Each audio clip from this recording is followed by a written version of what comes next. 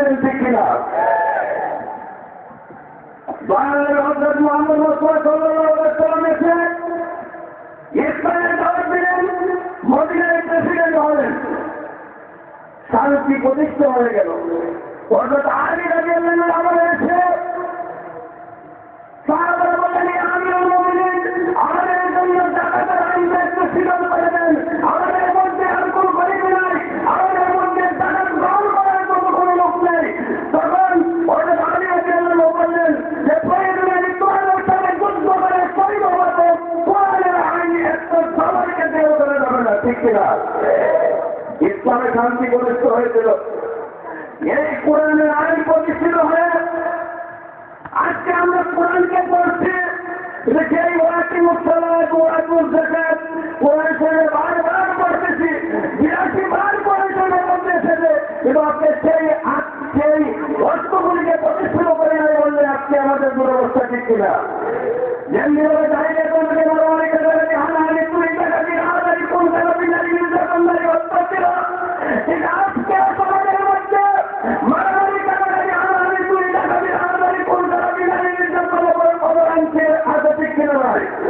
সেই অবস্থাকে পরিবর্তন করার জন্য আহলে সুন্নাত ওয়াল জামাত ঐক্য পরিষদ আপনাদেরকে ইউনিটি করতে যাচ্ছে। কোরআনের আইনকে প্রতিষ্ঠা করার জন্য জায়গায় জায়গায় যাচ্ছে। কেন যাচ্ছে সেই কথাগুলো একবার চিন্তা করেন। ঈদের মিলাদুন নবীর সময় সিলেট চট্টগ্রাম ঢাকাতে বাংলাদেশে ঈদের মিলাদুন নবী উদযাপন করার জন্য যে আমরা মিছিল করি, সেই মিছিল আজকে দিনটি অমিত জাতীয় অধিকার সত্ত্বেও বাংলাদেশের সকল রাজনৈতিক সংগঠনগুলি ২৫ বছর সাধনা করে সেই মিছিল করতে পারবে না, ঠিক কিনা?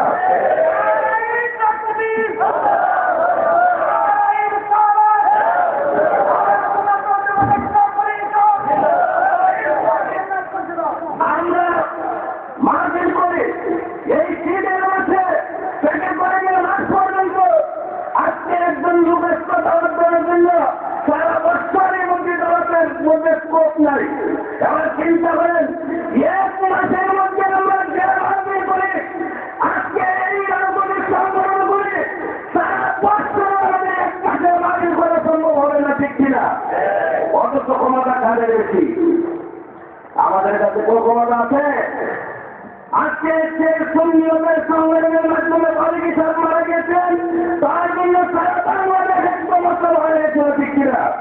অথচ কিছুদিন আগে একজন পেশাব ডাকাতে মারা গেলেন, একজন মানুষ একটা হেঁটেও দিল না, কারণ তিনি সাংগঠনিকভাবে চলে করছিলেন না। আমরা সাংগঠনিকভাবে যদি ঐক্য করা হয়, আমাদের মধ্যে যদি মেম্বার তৈরি না হয়, আমাদের মধ্যে যদি চেয়ারম্যান তৈরি না হয়, আমাদের মধ্যে যদি এমপি তৈরি না হয়, আমাদের মধ্যে যদি মন্ত্রী তৈরি না হয়, আমাদের মধ্যে যদি নেতা তৈরি না হয়, আমাদের মধ্যে যদি সমাজসেবা তৈরি হয়, আমরা যদি ঐক্য হয়ে কথা না বলতে পারি, তাহলে সুন্নিয়ত এদেশের মধ্যে রাখা সম্ভব হবে না, ঠিক কিনা ভাই?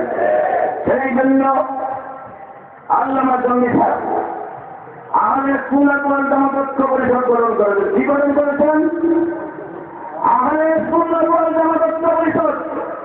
আপনার এলাকায় যে যে সুন্নিয়তের সংগঠন আছে সেটা নিয়ে তো তাকের কোনো বাধা নাই, কিন্তু আমরা এলাকায় কোরআনের সাথে আমরা ঐক্য, আমরা নূরুন নবীর সাথে ঐক্য, আমরা মিলাদুন নবীর সাথে ঐক্য, আমরা কিয়ামের সাথে ঐক্য, আমরা সবাই এক পতাকার তলে মিলে আহলে সুন্নাত ওয়াল জামাত ঐক্য পরিষদ করব, ঠিক কিনা?